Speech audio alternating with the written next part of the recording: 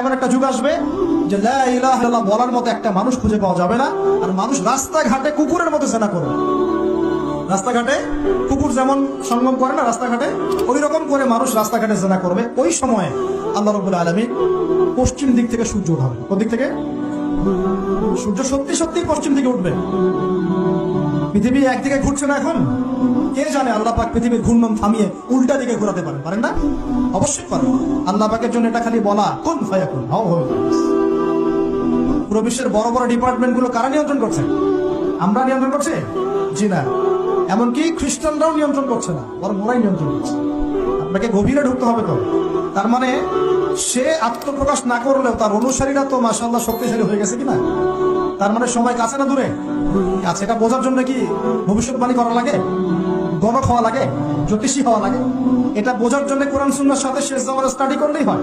Economics, world affairs, history study করলেই বুঝতে পারেন। হৃদয়ের চোখ খুলে যাবে ইনশাআল্লাহ। আল্লাহ পাক বোঝার তৌফিক দান করুন। এখন সে বের হয়ে বিশ্বটাকে শাসন করবে ঠিক, কিন্তু তার সাথে লড়াই করার ক্ষমতা ওই সময় মুসলিমদের থাকবে। তখন আল্লাহ পাক পাঠাবেন ওই যে সত্যিকারের মাসিহ ঈসা আলাইহিস সালাম, তাকে পাঠাবেন। তিনি নামবেন সিরিয়ায়। কোন দেশে? সিরিয়ার দামেস্কে তিনি নামবেন দুজন ফেরেশতার কাঁধে ভর দিয়ে। তখন তার চুলগুলো দিয়ে টপ টপ করে মুক্তার মতো পানি ঝরতে থাকবে, এমনটা হাদিসে বলা হয়েছে। সুবহানাল্লাহ। এত এত স্পেসিফিকলি হাদিসে বলা হয়েছে এটা হবে, এইটা হবে, ওইটা হবে, একদম স্পেসিফিক। তারপরে ঈসা আলাইহিস সালাম তিনি যখন ওই মুসলিমদেরকে পেয়ে যাবেন, তিনি তাকে ইমামতি করতে বলা হবে। ঈসা আলাইহিস সালাম বলবেন, না, আমি ইমামতি করতে পারবো। ইমামতি এই উম্মতের জন্যই করা হয়েছে, বলেন সুবহানাল্লাহ।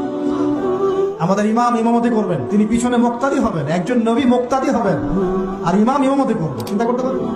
এরপর নামাজ শেষ হওয়ার পরে বলবেন তিনি, দরজা খুলে দাও, দরজা খুলে দাও। এটার ব্যাখ্যা আমার কাছে মনে হয় হয়তোবা তখন অবরোধ থাকবে, অবরোধটাকে তিনি ভেঙে দিতে বলবেন, হয়তোবা, আল্লাহ ভালো জানেন। দরজা খুলে দাও এর ব্যাখ্যা কি হতে? কিসের দরজা খুলে? কিসের বাঁধন খুলে?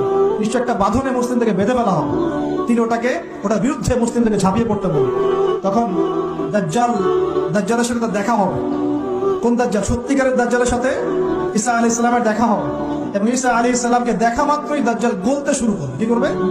গলতে শুরু। লবণ যেমন গলে যায় না তাপ দিলে, এমন করে গলতে শুরু করবে। এবং ঈসা আলাইহিস সালামের নিঃশ্বাসে আল্লাহ পাক একটা অন্যরকম ক্ষমতা দিবেন। ঈসা আলাইহিস সালামের নিঃশ্বাস যতদূর পর্যন্ত যাবে দাজ্জাল পালাতে থাকবে। তার নিঃশ্বাস গিয়ে দাজ্জালের গায়ে লাগা পরে দাজ্জাল ওইখানেই মারা যাবে। আল্লাহ পাক এই শুধু তাকে নয়, তার সমস্ত অনুসারীদেরকে আল্লাহ পাক সেখানে মেরে ফেলবেন।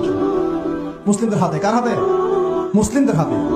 এটা জায়গাটা মেনশন করা আছে, বাবেলুদ নামক জায়গা। কোন জায়গা? বাবেলুদ। যান গুগল সার্চ করে দেখেন বাবেলুদ কোন জায়গায় আছে।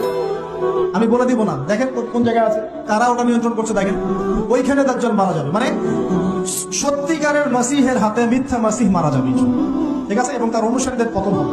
এরপরে ঈসা আলাইহিস সালাম এই ক্ষমতাটা দখল করবেন এবং সারা বিশ্বে তিনি শান্তি শৃঙ্খলা কায়েম করবেন। একজন ন্যায়পরায়ণ শাসক হবেন ইনশাআল্লাহ।